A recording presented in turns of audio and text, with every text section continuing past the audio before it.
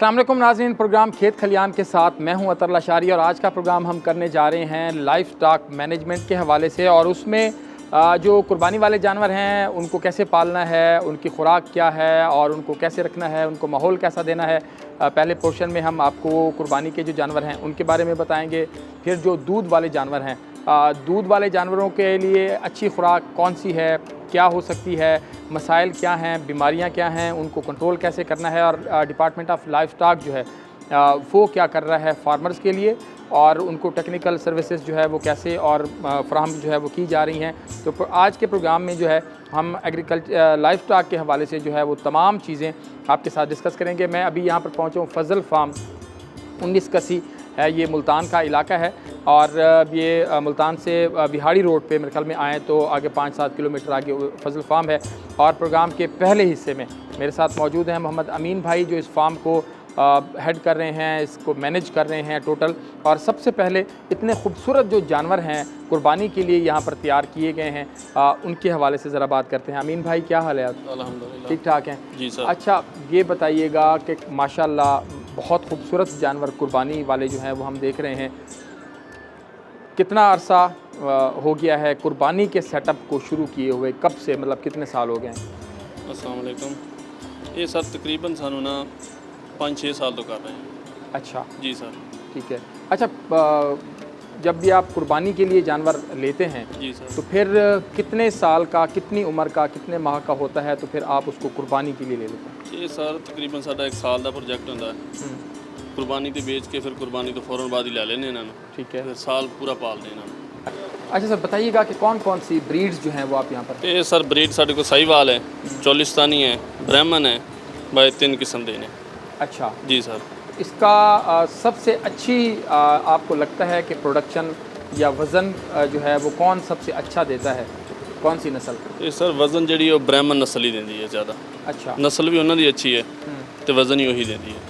अच्छा हाँ जी। ठीक है। एक दिन में अगर हम देखें क्या क्या खुराक जो है वो आप इनको इस्तेमाल कर रहे हैं? कि उम्र के हिसाब से होता है, वज़न के हिसाब से करते हैं, कैसे सारे को तकरीबन 5 किलो वंडा देते हैं हम एक टाइम सब चारा देते हैं इनको। अच्छा जी सर। ठीक है। वंडा मतलब एक फी जानवर को 5 किलो जी सर। रोज़ाना का? हाँ जी। तो उसका फिर रोज़ाना के हिसाब से वज़न चेक करते हैं? नहीं, वज़न नहीं चेक करते। का कितने दिन बाद चेक करते हैं? वज़न चेक ही नहीं करते हम। अच्छा, उसकी क्या वजह है?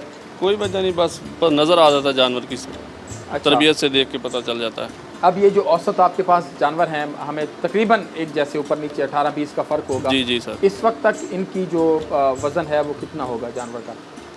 10-12 मन है, तो 20 मन का भी है। जैसे ये खड़ा है, अच्छा ये 17-18 मन का है, वो भी 17-18 मन का है। अच्छा। ये 2-3 जो खड़े हैं वज़नी है ये। अच्छा, तो जी आपके सर। पास जो बेहतरीन जानवर हैं उनका वज़न कितना हो जाता है? 18 से 20 मन हो जाता है। 18 से 20? जी सर। तो इसकी फिर अगर हम मार्केट देखें तो मार्केट कैसे है? मुल्तान में फ़रोख्त हो जाते हैं या ये सर लाहौर में हम बेचते हैं जाके। इधर मुल्तान में भी सेल करते हैं, उधर भी बेचते हैं। ठीक है। हाँ जी। एक जानवर अगर कोई 20 मन का जानवर है तो फिर वो कितने तक का, मतलब ये जैसे माशाल्लाह खूबसूरत जानवर हैं, कितने तक का फ़रोख्त हो जाता है? ये सर 8-10 लाख का फ़रोख्त हो जाता है। 8 से 10 लाख जी का? सर। तो जब आप इसको लेते हैं उस वक्त इसकी उम्र कितनी होती है इस कुर्बानी पालने के लिए जब आप जी लेते सर। हैं? उस साल तकरीबन सर 2 साल होती है। 2 साल अब का ये आप 2.5 लेते हैं? साल का हो गए, कोई 3 साल के हो गए हैं बीच में। अच्छा, जी 2 सर। साल का होता है तो आप उसको 2-2.5 साल का। 2 से 2.5 साल का? जी सर। फिर उसको 1 साल आप पालते हैं? जी सर। अच्छा, बिल्कुल ठीक है। अच्छा, ये भी बताइएगा कि इस 1 साल के अंदर आप कोई जमा खर्च उसका रखते हैं कि एक जानवर जो है वो हमारा कितना ख़र्चा जो है उस पर हुआ है और ये उसने सर हमें दिया कितना है? एक जानवर पर तकरीबन 40 से 50 हज़ार खर्चा आ जाता है। अच्छा, जी सर। पूरे साल में? जी सर। ठीक है। 50 हज़ार तकरीबन खर्चा आ जाता है। 50,000? जी सर। तो जब उसको 2-1 साल का वो होता है तो लेते हैं, उस वक्त तक कितने का मिल जाता है? मतलब जो लोग नए इस वक्त हमें देख रहे हैं। ये सर इनके मुख्तलिफ रेट हैं सबके। अच्छा कोई 2 लाख का भी लिया है, कोई 2.5 का भी लिया है, कोई 5 का भी लिया है, कोई 6 का भी लिया है। अच्छा यहाँ पर हम परचेज़ करते हैं अच्छा 2 से ऊपर 6 तक। ठीक है। आपको जी कैसा लगता है जो हमें इस वक्त टीवी पे देख रहे हैं नाजरीन, जी सर। उनके लिए मतलब क्या कहेंगे कि ये कैसा काम है और इसमें सबसे ज़्यादा आपको क्या लगता है? आपने बहुत सारे जानवर ऐसे भी होंगे कि आपने उनको खुराक अच्छी खिलाई होगी लेकिन उन्होंने वज़न नहीं किया होगा। जी अच्छा, सर, होते इसमें वो भी होता है, उसकी जी। क्या वजह होती है? बस सर वो उनका मसला होता है जानवर का जो सही उसकी ग्रोथ नहीं करता। अच्छा, जी सर। उसमें कोई नस्ल का भी मसला होता है? नहीं, नस्ल का कोई नहीं होता सर। अच्छा, जी सर। ठीक है। लाइफ स्टॉक डिपार्टमेंट के हवाले से बात करें तो वो भी आपको फिर इस हवाले से कुछ सर्विसेज फराहम करते हैं कुर्बानी के जानवरों के हवाले से? जी सर, आते हैं डॉक्टर इधर से। अच्छा, हाँ जी, वैक्सीन वगैरह करते हैं। ठीक है, हाँ जी। बिल्कुल ठीक है। तो इनकी खुराक के हवाले से भी एक तो इनको वंडा डालते हैं, जी सर। एक इनको सब चारा डालते हैं। जी सर। अच्छा, जो साइलेज की अगर हम बात करते हैं, जैसे दूध वाले जानवरों को साइलेज देते हैं, जी, साइलेज जी। मकई का बना के रख लिया, क्या इनको भी वो साइलेज देते हैं? जी सर, इनको भी देते हैं 2-2.5 किलो एक जानवर को ना, 2-2.5 किलो सब्ज़ चारा, 2-2.5 किलो साले मिक्स करके देते हैं शाम को इनको। मिक्स करके देते हाँ हैं? जी। बिल्कुल ठीक है। तो ये क्योंकि ये हमारी मकामी ब्रीड है, इनको गर्मी सर्दी का तो कोई ज़्यादा मसला नहीं नहीं होता? सर, ये हवादार शेड है इधर। हवादार शेड है। हाँ जी। तो कितने जानवरों पर आपने एक मुलाजिम जो है वो रखा हुआ है? क्योंकि मैं जीएम डेयरी फार्म सिंध में गए थे, तो वो भी कुर्बानी के जानवरों का काम कर रहे थे, तो उनका कहना था कि हमारा हर 10 से 12 जानवरों के ऊपर हमारा एक मुलाजिम होता है, जो उनकी देखभाल करता है, उनको पानी पिलाता है, जी, जी। खुराक का ख्याल रखता है। तो आप ने एवरेज क्या है, कितने जानवरों पर जो है वो एक बंदा होना चाहिए जो उनकी अच्छी देखभाल कर सके? ये सर ਅਸੀਂ 17 ਤੋਂ 18 ਜਾਨਵਰਾਂ ਦੇ ਇੱਕ ਆਦਮੀ ਰੱਖਿਆ ਆ। अच्छा, ਉਹ ਇਹਨਾਂ ਨੂੰ ਨਹਾਉਂਦਾ ਧੋਂਦਾ ਵੀ ਹੈ, ਚਾਰਾ ਵਗੈਰਾ ਵੀ ਪਾਉਂਦਾ ਹੈ, ਸਾਰਾ ਕੁਝ करता है, पानी भी पिलाता है। अच्छा, हाँ जी। बिल्कुल ठीक है। इनको नहलाना कितने दिन बाद नहलाते हैं? रोज़ाना नहलाते हैं इनको सुबह को। इसकी क्या वजह? वैसे कहते हैं ना कि जो भैंस है उसको तो चलो वो पानी का जानवर है, जी सर। लेकिन इनको खूबसूरती ये के लिए सर नहलाते हैं खूबसूरती या- के लिए नहलाते हैं इनको। अच्छा, खूबसूरती के जी लिए। सर। किस चीज़ से नहलाते हैं? कुछ शैम्पू वम्पू शैम्पू करते से नहलाते हैं। हैं? अच्छा, जी सर। शैम्पू से जी इसको जो है वो नहलाया जाता है। माशाल्लाह खूबसूरत जानवर हैं। अच्छा, ये भी बताइएगा कि ये इनमें कुर्बानी के जानवर को जब आप पाल रहे हो, जब आपने जी सर। शेड बनाया हुआ है, फार्म बनाया हुआ हाँ है, जी। मसला मसाइल कहाँ आते हैं? कहाँ ऐसा लगता है कि नहीं यार यहाँ परेशानी है, इनकी बीमारियों के हवाले से इनके? ਇਹ ਸਰ ਬਿਮਾਰੀਆਂ ਤਾਂ ਅਲਹਮਦੁਲਿਲਾ ਨਹੀਂ ਆਉਂਦੀਆਂ, ਲੇਕਿਨ ਜਦੋਂ ਇੱਕ ਜਾਨਵਰ ਨੂੰ ਚਾਰਾ ਸ਼ਾਰਾ ਹਰ ਚੀਜ਼ ਦੇਣੇ ਉਹ ਗਰੋਥ ਨਹੀਂ ਕਰਦਾ, ਉੱਥੇ ਮਸਲਾ ਆਉਂਦਾ ਬਸ, ਬਾਕੀ ਤਾਂ ਕੋਈ ਮਸਲਾ ਨਹੀਂ ਆਇਆ। हाँ जी। उसमें कुछ चीज़ें आपने निकाली हैं कि भाई एक जानवर को भी हम 5 किलो वंडा और 5 किलो घास दे रहे हैं, दूसरे को भी दे रहे हैं, एक ने वज़न ठीक कर लिया है, दूसरे ने ठीक किया, या ये भी होता है कि जैसे आप कह रहे हैं ये जो ब्राह्मण है ना, जी सर। ब्राह्मण कहते हैं कि वो वज़न अच्छा बहुत ज़्यादा डाल- अच्छा जी सर। गेन करता है। हमारा जो चौलिस्तानी और साहिवाल को अगर हम देखें जी सर। ब्राह्मण के मुकाबले में, जी सर। तो वो कितने आपको लगते हैं? वो सर उनकी खूबसूरती तो काफ़ी ज़्यादा है, लेकिन वज़न इतना नहीं करते जितना ये करते हैं। अच्छा, जी सर। तो गोश्त का अगर हम टेस्ट के हिसाब से बात करें, वो तो फिर साहिवाल और चौलिस्तानी का ही है ना, अच्छा, इनका टेस्ट थोड़ा सा कम होता है। इनका टेस्ट ब्राह्मण का कम होता है जी सर। क्योंकि वज़न पर इसका ज़्यादा जी, जोर जी होता है। एक साल अगर आप इसको अच्छी खुराक दें, जी तो सर। एक साल में ये कितना वज़न जो है वो अपना बढ़ा लेगा? 4-5 मन तो कर ही जाता है सर। 4-5 मन? जी सर। तो 6 4-5 मन भी कर तो, जाते हैं। अच्छा, ये वैसे कम नहीं वज़न, मेरा तो अंदाज़ा है कि 10 एक मन तक शायद ये कर लेते हों। नहीं सर, 10 मन नहीं करते। अच्छा, एक साल में 5-6 मन जी सर। कर लेते हैं। तो ये मन के हिसाब से अगर फरोख्त करें तो कितना बिकता है? नहीं सर, मन के हिसाब से नहीं हम करते। नहीं करते, जी सर। वो कम जाएगा। जी सर, हम खूबसूरती के हिसाब से ही करते हैं। अच्छा, हाँ जी। तो कुर्बानी के ऊपर कितने जानवर फरोख्त कर लेते हैं? ये सर हमने 130 जानवर पाले थे, ठीक है, तकरीबन अब 40 जानवर फरोख्त कर दिए हैं, ठीक है। 90 अभी हमारे पास मौजूद हैं। 90 मौजूद हैं। जी वो सर। सारे लाहौर जाते हैं या मुख्तलिफ मंडियों में? नहीं सर, इधर मुल्तान और लाहौर में, मुल्तान और और लाहौर में। किसी तरफ नहीं जाते। खर्चा वर्चा निकाल के एक जानवर कितनी बचत दे जाता होगा? तकरीबन सर 1.5 लाख दे जाता है। अच्छा, जी सर। खर्चा खर्चा निकाल के। चीज़ें खाने पीने का निकाल के जी जी सर। 1.5 लाख दे जाता है। जी सर। ठीक है, बहुत शुक्रिया जी। अभी चलते हैं यहाँ से अमीन भाई के साथ ही, और जो फार्म पर कुछ और लोग हैं उनके साथ, और ख़ास तौर पर जो लाइफ स्टॉक डिपार्टमेंट के लोग हैं उनसे भी, कि जो दूध वाले जानवर हैं उनको उनका ख्याल कैसे करना है, उनकी मिल्किंग के हवाले से चीज़ें जो हैं वो वहाँ पर चलकर आपको दिखाते हैं। यहाँ पर वक्त ब्रेक का ब्रेक लेते हैं, हमारे साथ रहिएगा।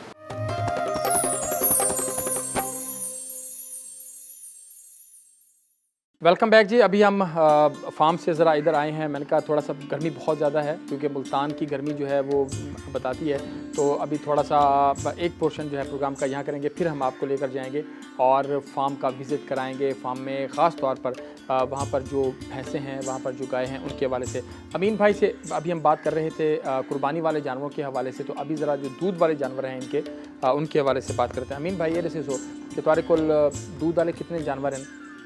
उन्हां दा सर्कल जिहड़ा तुसीं किवें बनाया होया कि कितने जानवर गब्भण थी वेंदे ते कितने तुहाडे दूध देंदे पे होंदे उन्हां दा कोई सर्कल, कोई तरतीब दिता होए फ्लॉक के वैसे ही बस जिहड़ा गब्भण थी गया ठीक है, जिहड़ा दूध देंदा पे ठीक है? क्या हालात हैं?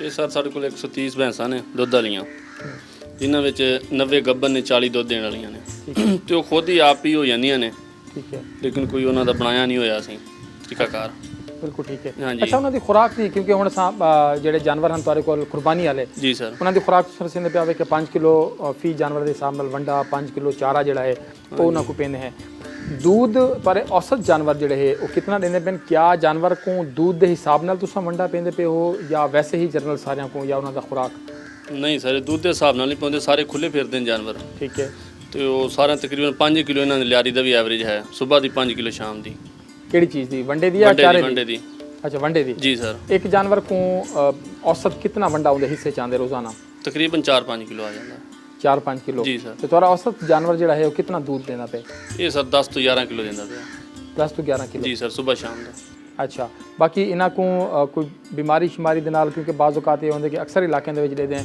ਸਾੜੂ ਦੀ ਬਿਮਾਰੀ ਆਂਦੀ ਹੈ ਉਹਦੇ ਨਾਲ ਦੁੱਧ ਜਿਹੜਾ ਹੈ ਉਹ ਘਟ ਥੀ ਵੰਦੇ ਜਾਂ ਮੂੰਹ ਖੁਰ ਦੀ ਬਿਮਾਰੀ ਇੱਥਾਂ ਵੀ ਤੁਹਾਡੇ ਕੋਲ ਕੋਈ ਸਿਲਸਿਲਾ ਹੈ ਜਾਂ ਇਹ ਟਾਈਮ ਸਰ ਥਣਾ ਦਾ ਮਸਟੈਟਸ ਹੁੰਦਾ ਆ ਅੱਛਾ ਮਸਲਾ ਵਗੈਰह ਤੇ ਉਹ ਫਿਰ ਡਾਕਟਰ ਸਾਹਿਬ ਨੂੰ ਸਾਧਦੇ ਆ ਠੀਕ ਹੋ ਜਾਂਦਾ अच्छा जी सर बिल्कुल ठीक है अच्छा जी फरना लिखा प्रोग्राम दे यहीं से मौजूद हैं डॉक्टर मोहम्मद अफजल साहब additional director livestock Multan doctor साहब माइक गिनसो डॉक्टर साहब ये फरमाइएगा कि जैसे अमीन भाई ने बताया कि हमारे यहाँ जो जानवर हैं उनके लिए कोई बाइफर्केशन नहीं है कि किसी जानवर को हम कितना मंडा दे रहे हैं किसी को कितना दे रहे हैं सबके लिए यूनानिमस है आपको लगता है कि जो जानवर जितना दूध देने की सलाहियत रखता है उनको उस हिसाब से खुराक का ख्याल रखना चाहिए बिस्मिल्लाहिर्रहमानिर्रहीम शुरू करता हूँ अल्लाह के नाम से जो नहायत मेहरबान और रहम करने वाला है।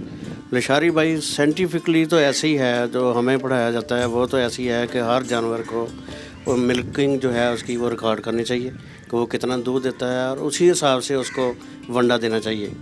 ऐसे होता है कि जो 3 किलो दूध देता है जानवर उसको 1 किलो देना चाहिए। अगर 6 किलो जानवर दूध देता है तो 2 किलो वंडा देना चाहिए। अगर 9 किलो देता है तो 3 किलो देना चाहिए।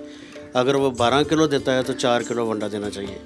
जो इनका तरीक़ाकार है कि सब के साथ ये मसावत कायम करते हैं सबको एक जैसा वंडा दे रहे हैं तो ये मेरे ख्याल में ये सही नहीं है। अगर ये अलग अलग उनको थोड़ा सा उनकी पैदावार के हिसाब से दें तो वो ज़्यादा बेहतर है। अच्छा इससे ज़्यादा इनको अच्छा रिज़ल्ट मिलेगा। अच्छा डॉक्टर साहब एक मसला और भी है कि हमारे बहुत सारे जानवर कहते हैं अपना जो लाइफ स्टॉक फार्मर्स हैं वो ये कहते हैं कि जी हमने अपने जानवर को जो है वो इंजेक्शन लगवाया है वो टीका उसको रखवाया है या उसकी इंसेमिनेशन हुई है नेचुरल तरीके से 3 महीने बाद 4 महीने बाद उनको जाके पता चलता है 5-5 महीने बाद पता चलता है कि नहीं ये तो गबन ही नहीं था। ये क्या है? ये एक किस्म की ये मिसमैनेजमेंट है। जानवर ने जब हीट में आता है तो 21 दिन बाद उसने दोबारा आना है। एक हीट से दूसरी हीट का जो वक्फा है वो 21 दिन है। को फार्मर जब हीट में आता है जानवर या उसकी इंसेमिनेशन करवाते हैं तो उनको चाहिए कि वो एक रिकॉर्ड बनाएं उसमें वो डेट लिखें कि कब हीट में आया था कब इसकी इंसेमिनेशन हुई। ठीक है तो इधर अमीन साहब तो बनाते हैं फजल फार्म पे तो ये हर फार्मर प्रैक्टिस करे इसको। अच्छा। 21 दिन बाद फिर कीनली ऑब्जर्व करे हीट में आया है या नहीं। अच्छा। ये बहुत सारे फैक्टर हैं जब जानवर हीट में नहीं आता। मुल्तान के एरिया में सबसे बड़ा जो फैक्टर है वो है स्ट्रेस। अच्छा। हीट स्ट्रेस इधर गर्मी आपको पता है एक्स्ट्रा ऑर्डिनरी है। अच्छा गर्मी भी असरअंदाज गर्मी भी असरअंदाज होती है और जो जिसको खुराक सही ना मिले जानवर को उसका जो हार्मोनल लेवल है वो डिस्टर्ब हो जाता है उस वजह से फिर वो हीट में नहीं आते। ठीक है तो अगर जानवर सही मैनेजमेंट रखे उसको खुराक टाइमली दे उसको कीनली ऑब्जर्व करे तो उनमें ये प्रॉब्लम नहीं है इतना खास। अच्छा इसको जानवर को हीट में लाने के लिए या उसकी प्रेगनेंसी के जो लेवल है उसको बेहतर करने के लिए भी कोई ख़ास खुराक होती है? जी बिल्कुल जब प्रेगनेंसी टेस्ट 2 माह बाद हो जाता है करवाना चाहिए देखना चाहिए कि प्रेग्नेंट हुआ है कि नहीं जानवर। तो जब 6 माह हो जाए तो फिर खुसूसी तवज्जो देनी पड़ती है उस जानवर को। अच्छा उसको ज़्यादा मतलब बेहतर खुराक देनी पड़ती है वंडा भी देना चाहिए और कभी कभी ऑयल भी खाल में ऑयल भी देते हैं फार्मर ज़रा उससे उसकी स्किन बेहतर हो जाती है। अच्छा तो उसका खुसूसी तौर पर उसके पानी का उसकी रहायश का उसके मैनेजमेंट का खुसूसी तवज्जो उस पर देनी चाहिए। विटामिन मिनरल्स की भी उसको ज़्यादा ज़रूरत होती है। अंदर फीटस बन रहा होता है तो कैल्शियम की भी ज़्यादा ज़रूरत होती है। तो फार्मर को चाहिए कि वो करीबी शफाखाना हैवानात का जो वेटरनरी ऑफिसर है उससे गाइडलाइन ले कि अब हमारा जानवर प्रेग्नेंट हो गया तो अब उसको कैसी खुराक देनी चाहिए। ठीक है ये जो प्रेगनेंसी टेस्ट है जो हमल का टेस्ट होता है गाय या भैंस का, वो आपके उधर लोग कर लेते हैं कि उसको प्राइवेट कहीं से कराना पड़ेगा फार्मर को? नहीं, हमारे पास मेरे पास ज़िले में 40 के करीब आर्टिफिशियल इंसेमिनेटर हैं जो कि इस काम के माहर हैं। ठीक है। वो मैनुअली हम बता देते हैं, 1.5 से लेकर 2 माह जब हो जाते हैं तो फिर हमें पता चल जाता है कि जानवर प्रेग्नेंट है कि नहीं। अच्छा जी। अच्छा, ये भी डॉक्टर साहब बताइएगा, बहुत सारे लोग देहातों में वो जो थर्मस है जिसमें वो होते हैं आर्टिफिशियल जो इंसेमिनेशन जिससे वो करते हैं, तो बहुत सारे लोग हैं जो ट्रेंड भी नहीं होते, बस उनको हाथ वो आ गया, उन्होंने अपना बिज़नेस बना लिया, किसी से 200 का टीका, किसी को 1000 का, किसी को 1500 का, जो भी है। वो कितना ख़तरनाक है? क्योंकि आपके जो लोग हैं, जो महकमे के लोग हैं, वो तो ट्रेंड होंगे ना, उनको बाकायदा तरबियत दी जाती होगी कि इंसेमिनेशन, आर्टिफिशियल इंसेमिनेशन करनी कैसे है। तो ये भी है उस गाय के लिए ख़तरा हो सकता है कि जो लोग ट्रेंड नहीं हैं, जो वैसे ही अपने पढ़े लिखे भी नहीं हैं और कारोबार ही उन्होंने अपना बनाया हुआ है, उससे कोई असर पड़ता है, कोई ख़तरा हो सकता है? ऐसे है कि ये सबसे पहले तो फार्मर को जो है ना इस पे तवज्जो देनी चाहिए। उसको देखना चाहिए कि जिससे हम काम करवा रहे हैं ये गवर्नमेंट मुलाजम है या ये ब्रीडिंग अथॉरिटी है कि हमारी, उसका कार्ड देखें, कार्ड दिखाएं आप रजिस्टर्ड हैं ब्रीडिंग अथॉरिटी। ब्रीडिंग अथॉरिटी वगैरह कार्ड हम देते हैं, लाइसेंस बनता है, वही लोग ये काम कर सकते हैं जिनके पास ब्रीडिंग अथॉरिटी में वो रजिस्टर्ड हो। अनरजिस्टर्ड से करवाना बिल्कुल ख़तरनाक है, वो नुकसान बन जाएंगे। तो फार्मर को चाहिए सबसे पहले वो इस बार का मद्देनज़र रखे कि रजिस्टर्ड भी है। अच्छा। हाँ, अनरजिस्टर्ड से नहीं करवाना चाहिए। दूसरा, फार्मर को ये प्रैक्टिस करनी चाहिए कि जो स्ट्रा जो है खाली, वो हर जो इंसेमिनेटर है उससे लेकर अपने पास रखे। अच्छा। बाद में भी उसकी तफ्तीश करे कि ये कौन सा सीमन रख गया, क्या है। सीमन भी हम बकायदा एक ब्रीडिंग एक्ट बन गया है 2016, हर सीमन हम परमिशन नहीं देते कि वो उससे इंसेमिनेशन की जाए। अच्छा। वो रजिस्टर्ड है बकायदा फर्म में, वो हमारे पास लिस्ट है। फार्मर मेरे दफ्तर में आए, मुझसे लिस्ट ले ले, और मैं अब कोशिश करूँगा कि हर हॉस्पिटल में उसकी लिस्ट वेज़ा कर दी जाए सही। कि ये कंपनी है जो रजिस्टर्ड है। उसी कंपनी का या गवर्नमेंट का जो सीमन है वो भी बड़ा अच्छा है।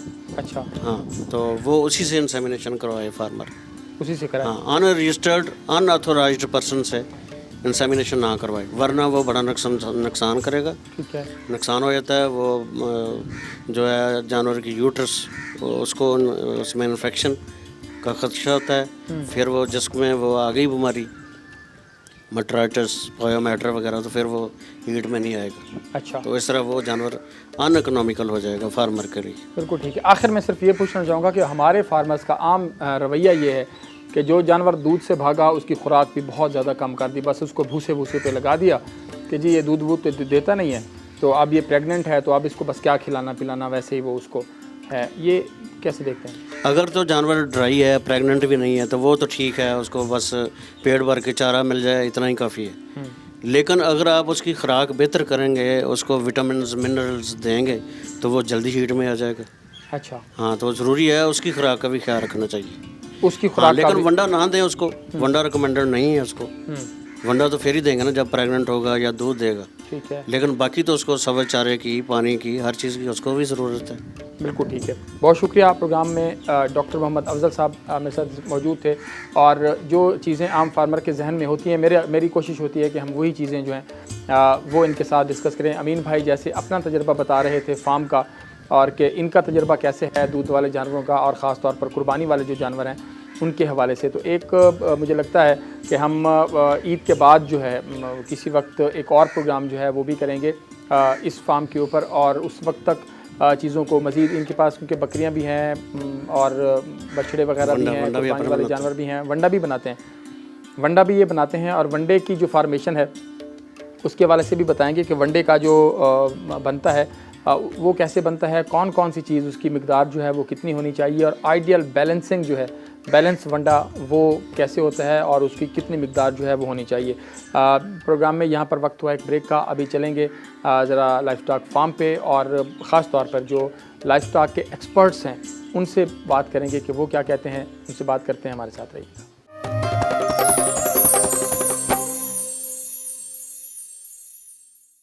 वेलकम बैक जी। अभी पहुँचे हम जहाँ पर गाय हैं उनकी मिल्किंग के हवाले से, उनके इश्यूज़ के हवाले से डॉक्टर कमाल साहब हमारे साथ मौजूद हैं, veterinary officer life stock department Multan से। और पहले हम अमीन भाई से जैसे बात कर रहे थे कुर्बानी के जानवरों के हवाले से, अभी हम जो दूध वाले जानवर हैं उनके हवाले से जो हैं वो बात कर रहे होंगे। कमाल भाई बहुत शुक्रिया आपके वक्त का। ये बताइएगा कि जानवर का इस मौसम में ख़ास तौर पर हम देखते हैं कि अक्सर जानवर गर्मी की वजह से उनकी दूध की प्रोडक्शन कम हो जाती है, जी वजह क्या है? सर, ये गर्मी जो बहुत ज़्यादा पड़ती है उसका ना स्ट्रेस आता है, हीट स्ट्रेस की वजह से ना जानवर अक्सर दूध कम कर देते हैं। तो उसके लिए हमें सबसे पहले तो चाहिए कि जो भी हम उनकी मतलब शेड वगैरह बनाते हैं ना, वो उसमें वेंटिलेशन प्रॉपर हो, यानी कि हवादार हो। उनका जो रुख है वो शर्कन गर्बन बनाएं और तकरीबन 14 से 16 फुट उनकी हाइट होनी चाहिए ताकि उसमें से हवा का क्रॉस आराम से हो जाए। और अगर मज़ीद अगर आप उसमें फ़ैन लगवा लें तो वो ज़्यादा अच्छी बात है, एग्जॉस्ट फ़ैन लगवा लें तो वो भी ज़्यादा अच्छा है। इन्हें अगर आप प्रॉपर ना हीट से बचाते रहेंगे तो ये मतलब दूध भी सही देंगे और सेहत भी अच्छा, ठीक जो बनाएंगे इस तरह का कमाल भाई है, हमने देख रहे हैं नाज़रीन, आपको वो मास्टर में नज़र आ रहा होगा पीछे वो एक एग्जॉस्ट फैन, हर तरफ से अगर शेड खुला है ओपन है फिर भी उसको एग्जॉस्ट की ज़रूरत है? जी, एग्जॉस्ट अगर लगा देंगे तो ज़्यादा फ़ायदा देगा, ठंडक मज़ीद बढ़ जाएगी। अच्छा जी, अंदर से वो जो गर्म हवा है वो बाहर निकाल देगा और जानवर को मतलब ज़्यादा अच्छा माहौल मिलेगा। अच्छा। क्योंकि हमारे पास ना जानवर ये क्रॉस के भी हैं, जिसमें ना मतलब ऑस्ट्रेलियन फ्रीजन से हम क्रॉस कराते हैं, साहिवाल से या चोलिस्तान से। तो जो मतलब जो बाहर के ब्रीड्स हैं ना उन्हें ना गर्मी ज़्यादा लगती है। अच्छा कमाल भाई, इसकी अगर हम मैनेजमेंट के हवाले से बात करें तो जो फार्मर्स जानवरों को लेकर आते हैं अपने फार्म पे, एक तो फार्म की मैनेजमेंट जो है वो कितना ज़्यादा इसको मानी रखती है कि जो बंदा जानवर पाल रहा है उसको किस किस चीज़ का जो है वो सबसे ज़्यादा ख्याल रखना है, गोश्त की प्रोडक्शन लेने के लिए भी और दूध की प्रोडक्शन लेने के लिए भी, टेक्निकल कुछ चीज़ें? जी सर, सबसे ज़्यादा जो ज़रूरी चीज़ है ना, जब आप फार्म पे नए जानवर लेके आते हैं तो आपने उसको सबसे पहले अलहदा रखना है। जैसे आजकल हम एक ना टर्म सुन रहे हैं क्वारंटाइन, ठीक है ना, ऐसे जानवरों में भी यूज़ होती है क्वारंटाइन। आप जो भी जानवर नया लेके आएँ उसको पहले क्वारंटाइन कर लें। कितने दिन? उसे आप तकरीबन 2 हफ्ते 2 हफ्ते से ना आप अलहदा रखें ताकि ना उसमें अगर कोई बीमारी है तो वो वाज़े हो जाए, ठीक है। और अगर बीमारी है तो जानवरों को ना मतलब आगे ट्रांसफ़र ना हो जाए, ठीक है ना। उससे बेहतर है कि आप उसे अलहदा रखें, उस पर मतलब ना आप उस पर ना नज़र रखें, ठीक है। उसको वैक्सीन वगैरह करवाएं, ठीक है ना। उसके बाद फिर उसको आप ना जब महसूस हो कि आपको कि वो जानवर ठीक है, बीमार नहीं है, फिर आप उसको अपने हार्ड में शामिल कर लें। अच्छे दूध लेने के लिए, दूध की पैदावार बढ़ाने के लिए हमारे फार्मर को क्या करना है? सबसे पहले आपने उसे प्रॉपर वैक्सीनेशन करवानी है, ठीक है, ताकि जानवर किसी बीमारी मुतद्दी मर्ज़ से मतलब बीमार ना हो। उसके बाद आपने सफाई का ख़ास ख्याल रखना है, ठीक है, ताकि जानवरों को चिचड़ वगैरह ना लगे। उसके बाद आपने इसको करम कुछ अद्वियात होती हैं वो पिलानी है ताकि इनके जो पेट में कीड़े वगैरह होते हैं वो मर जाएँ, ठीक है। उसके बाद आपने इसको सब्ज़ चारा देना है और साथ वंडा देना है, मुतवाज़न खुराक देंगे, ठीक है ना।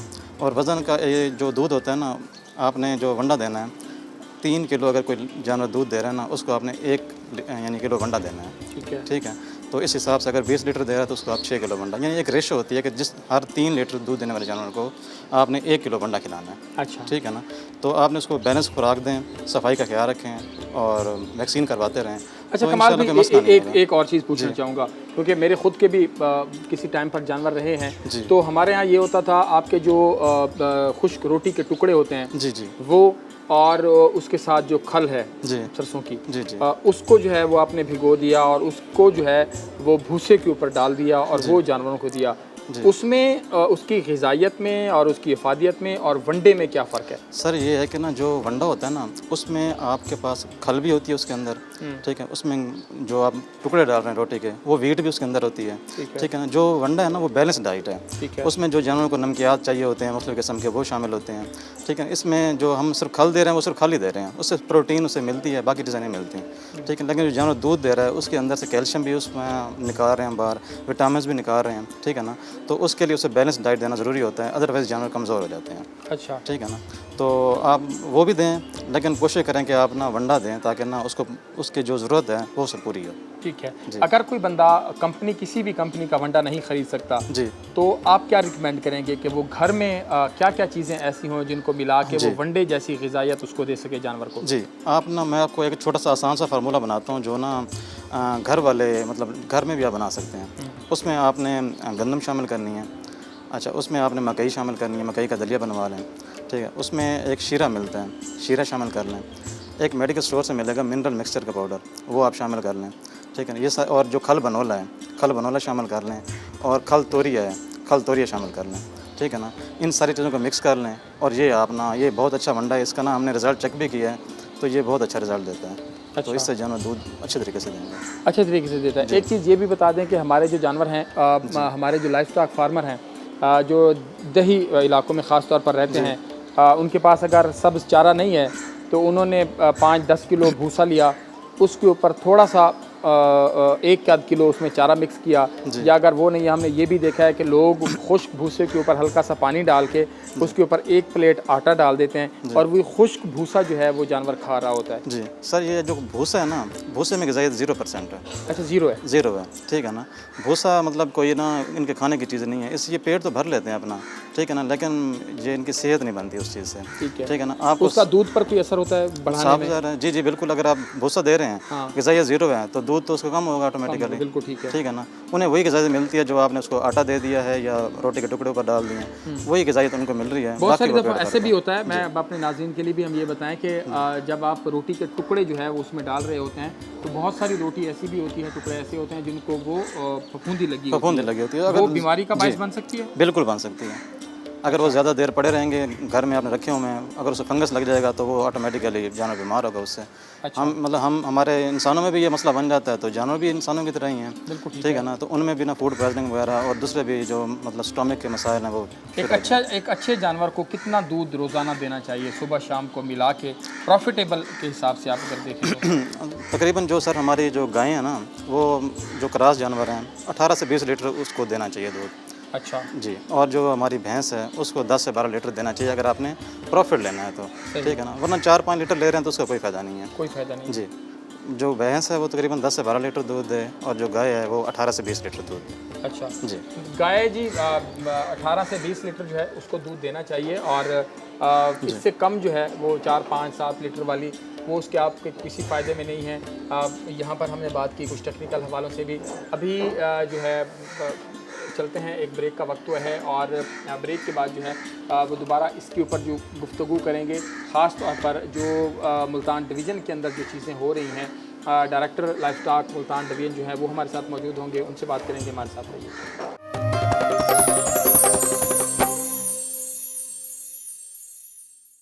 वेलकम बैक जी। बात कर रहे हैं लाइफ स्टॉक फार्मिंग के हवाले से, इसके फ़ायदे, इसके अंदर मसाइल, इसकी मुश्किलात और इसकी मैनेजमेंट के हवाले से।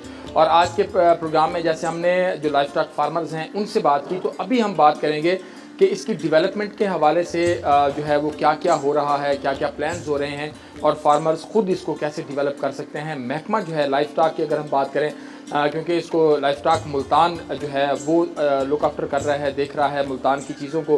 प्रोग्राम के इस हिस्से में मेरे साथ मौजूद है director livestock Multan division doctor Mohammad Saftan Bhatti साहब। डॉक्टर साहब बहुत शुक्रिया आपके वक्त का। ये बताइएगा कि हमने पहले जो जानवर पाल रहे हैं, मवेशी पाल हैं, उनसे भी बात की, फार्म की मैनेजमेंट भी देखी। इस तरह का स्ट्रक्चर आपको लगता है कि कितना बेनिफिशियल है? प्रोडक्टिविटी हिसाब से देखें, बेनिफिट्स के हिसाब से देखें, प्रॉफिटेबिलिटी के हिसाब से देखें, क्योंकि बहुत सारे लोगों ने जो है वो इसको इस स्ट्रक्चर को नहीं बनाया, स्ट्रक्चर पे कम पैसे लगाए हैं और प्रोडक्शन पे जो है वो ज़्यादा तवज्जो दी है। कैसे देखते हैं? इस पे सबसे जो बेस्ट चीज़ है वो ये है कि इनिशियली जो है ना, हमें फार्म के इंफ्रास्ट्रक्चर पे हमारे फार्मर्स को मिनिमम से मिनिमम इन्वेस्टमेंट करनी चाहिए, और इंफ्रास्ट्रक्चर पे जो हमारा ये बेसिक बिल्डिंग्स हैं इस पे हमें कॉस्ट जो है ना रिडक्शन पे रखनी चाहिए। जितना हम सेव कर सकते हैं, जस्ट हम पिलर्स और उस पर बुनियाद करके बेस करके तो हम अपना स्ट्रक्चर बनाएं।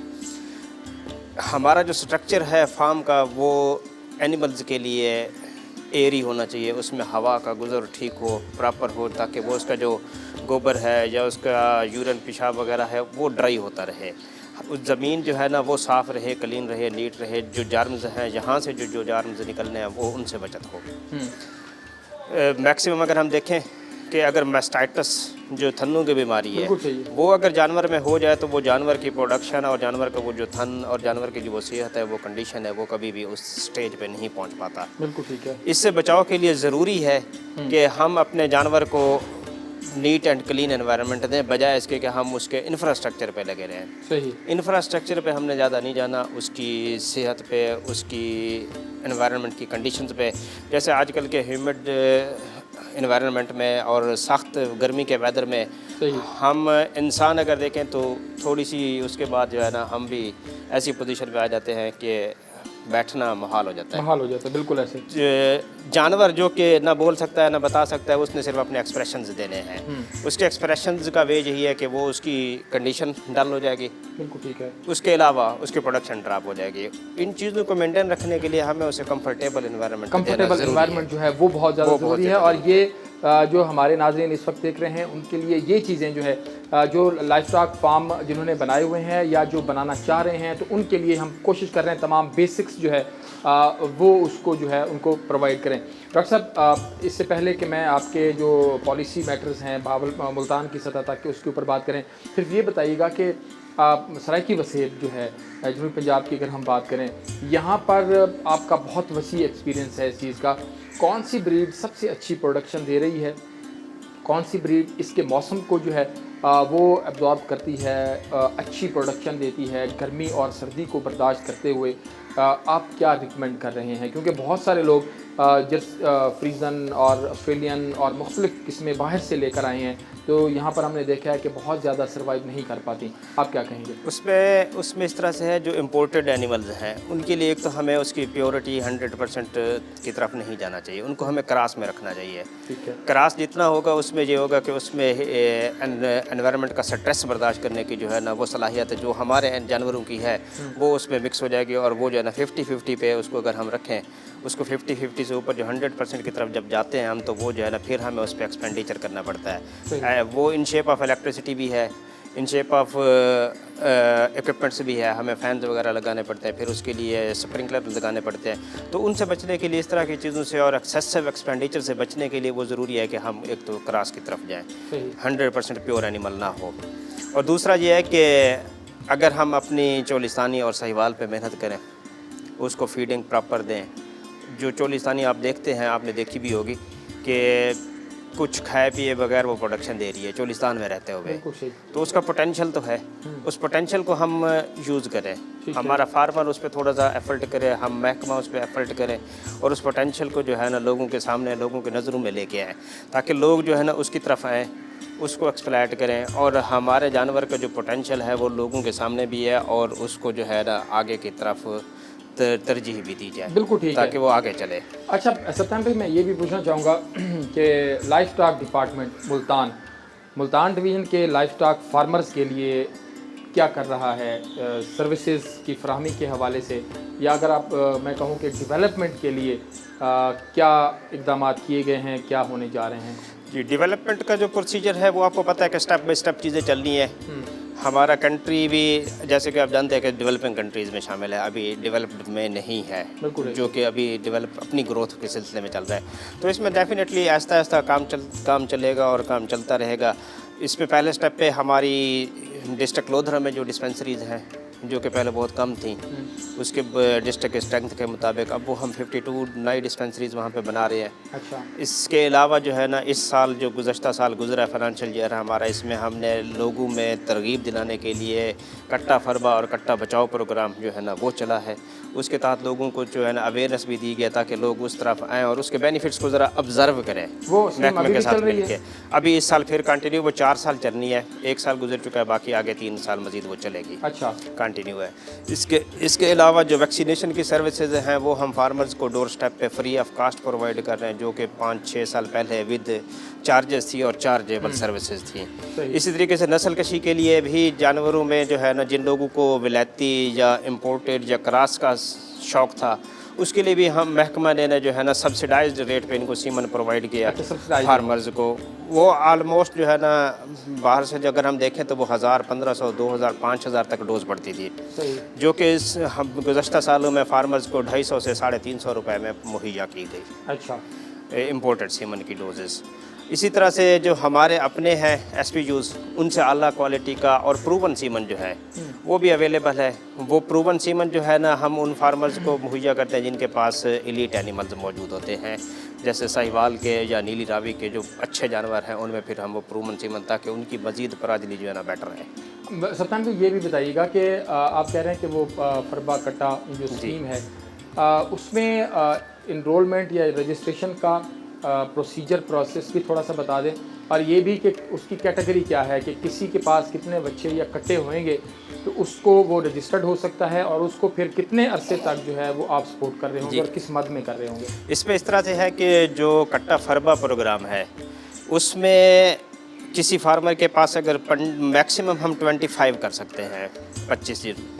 अगर वो 25 हैं किसी एक फार्मर के पास तो 25 उसी एक फार्मर के रजिस्टर हम कर लेंगे, और अगर नहीं है तो फिर हम 4-5 बंदों का ग्रुप बना लेते हैं। हमने एक ग्रुप जो है ना वो 25 जानवरों का बनाना है, 25 जानवरों का ग्रुप बनाना है। तो वो 25 जानवरों का ग्रुप वो 3 महीनों के लिए जो है ना वो अपने पास रखेंगे। सही। और रोज़ाना का जो है ना उसका मिनिमम वेट गेन जो है ना 700 ग्राम होगा। हम 15 दिन के बाद उस एनिमल का वज़न करते हैं बाई मेजरमेंट। बिल्कुल सही है। मेजरमेंट के तहत तो वो उसके स्केल्स हैं मेजरमेंट के, कितने इंचेस या कितने वो होगा तो उसके अगेंस्ट कितना वेट होगा, उस पर हम उसकी असेसमेंट करते हैं हर 15 दिन के बाद। इस दौरान में उन जानवरों की डिवर्मिंग भी की जाती है और फार्मर को जो है ना अवेयरनेस भी दी जाती है कि भाई आप इसको ये राशन खिलाएं और ये वज़न ताकि आप गेन कर सकें। उसमें आप बता देते हैं कि इसने खाना क्या है? जी, मतलूबा जो मयार है वज़न का वो पूरा करना ज़रूरी है। सही। 90 दिनों में। अच्छा। वो 90 दिनों में जब अपना वो वज़न पूरा कर लेता है वो ऑलमोस्ट कोई 63 kg बनता है। अच्छा। 63 kg। उसके बाद उस जानवर को हम कह लें, उस जानवर के मालिक के लिए जो है ना उस जानवर की फीडिंग के हिसाब से, फीडिंग सपोर्ट कह लें, तो 4000 पर एनिमल जो है ना वो गवर्नमेंट की तरफ से उसको मिलती है सब्सिडी। वो इसके राशन की कास्ट होती है, जो मतलब है जो उसने तो उसको खिलाया 4000 पर मंथ? नहीं, पर मंथ नहीं, तीन माह का एक जानवर के लिए, यानी उसके पूरे स्कीम की मेच्योरिटी के पूरे टेन्योर के लिए। बिल्कुल ठीक है। और इसी तरीके से जो दूसरी स्कीम है वो है कट्टा बचाओ स्कीम। ठीक है। वो उसमें हम 1 महीने तक का कट्टा रजिस्टर करते हैं। बिल्कुल सही। उसके लिए कंडीशन ये है कि उसके साथ उसकी माँ का होना ज़रूरी है। उसकी वजह यह है कि आम रूटीन में या तो जानवर सेल कर दिया जाता है या बच्चा सेल कर दिया जाता है। सही। इससे बचने के लिए कट्टा बचाओ प्रोग्राम इसीलिए उसका नाम रखा गया है ताकि वो दोनों महफूज रहें। उस कट्टे को जो दूध मिल रहा है वो उसकी माँ से ही मिल रहा है, किसी और जगह से उसकी नहीं मद मिल में क्या पैसे हैं फिर? उसमें 6500 रुपया है और वो 4 माह रखना है। अच्छा। और उसमें जो कम से कम वज़न का जो वो है गेन जो है वो 300 ग्राम है। ठीक है। मैं आखिर में ये पूछना चाहूँगा आखिर में सत्यान भाई कि मुल्तान डिवीज़न को अगर हम देखें तो आपको लगता है पिछले 10 साल लाइफ स्टॉक जो है वो कहाँ था सेक्टर पूरा? अभी नए ट्रेंड्स भी आ रहे हैं, फार्मर खुद भी दिलचस्पी ले रहे हैं, महकमा के वसाइल जो हैं वो भी बढ़े हैं। आने वाले दिनों में, आने वाले सालों में हमारा ये सेक्टर जो है वो कहाँ इसको देख रहे हैं? देखिए, इसमें अगर हम मवाजना करें पिछले 10 सालों का, आप बड़ी देर से इस चैनल के साथ वाबस्ता हैं, आपने देखे होंगे फार्म्स की तादाद जो मैकेनाइज्ड फार्म्स हैं वो इंक्रीज़ कर चुकी है। ये इस सेक्टर की ग्रोथ का एक मेन वो है, इंडिकेटर है जिससे हम अंदाज़ा लगा सकते हैं कि लोगों का इंटरेस्ट इस तरफ है। लोग फार्मर जो है ना, इंडस्ट्रियलिस्ट भी अब इस तरफ आ रहा है। वो इसमें उसको कैश या इसको उसमें प्रॉफिटेबिलिटी नज़र आ रही है तो वो आ रहा है, अदरवाइज जो है ना ऐसी सूरत हाल ना होती। एज़ कम्पेयर टू अगर हम एग्रीकल्चर सेक्टर की तरफ जाएँ, एग्रीकल्चर सेक्टर के मुकाबले में हमारा GDP में शेयर हर साल बढ़ रहा है। सही। और इस दफ़ा भी मेरा ख्याल है कि वह लाइफ स्टॉक सेक्टर ही था जिसकी ग्रोथ जो है ना पॉजिटिव में थी। तो ये सबसे बड़ा हमारा जो है ना इस वक्त का सबसे बड़ा इंडिकेटर है जिसको हम अपने लिए जो समझते हैं कि इससे हमें हमारी ग्रोथ नज़र आ रही है। और उम्मीद काफ़ी है कि हमारा जो फार्मर है अब वो मैकेनाइज्ड तरीक़ों की तरफ और जदीद फार्मिंग की तरफ मूव कर रहा है। बेशक वो छोटा फार्मर भी है ना, वो भी अपनी एफर्ट्स इसमें कर रहा है कि वो ताकि अपने फार्म को एक ऑर्गेनाइज शक्ल में ले आए। ऑर्गेनाइज शक्ल में ले आए। बहुत शुक्रिया डॉक्टर मोहम्मद सत्यान भट्टी साहब, प्रोग्राम के इस आखिरी हिस्से में जो हैं वो हमारे साथ मौजूद थे और हमने आज कोशिश की कि जो लाइफ स्टॉक फार्मर्स हैं उनके सवालात भी कुछ थे, वो भी हमने जो यहाँ पर लाइफ स्टॉक डॉक्टर्स हैं उनसे पूछे और फार्म की मैनेजमेंट जो है वो भी आपको दिखाई। फार्म का जो स्केल है, फार्म की जो कंस्ट्रक्शन है वो किस तरह से होनी चाहिए, हवा के रुख को कैसे देखना है, धूप और छाँव के हिसाब से कैसे देखना है, जानवरों की सेहत के लिए जो है वो क्या क्या फार्मर्स कर रहे हैं और क्या करना चाहिए, ये तमाम चीज़ें। प्रोग्राम का वक्त अपने अख्ताम को पहुँचा। अतरल्लाह शारी को इजाज़त दीजिए। अल्लाह ने के बाद।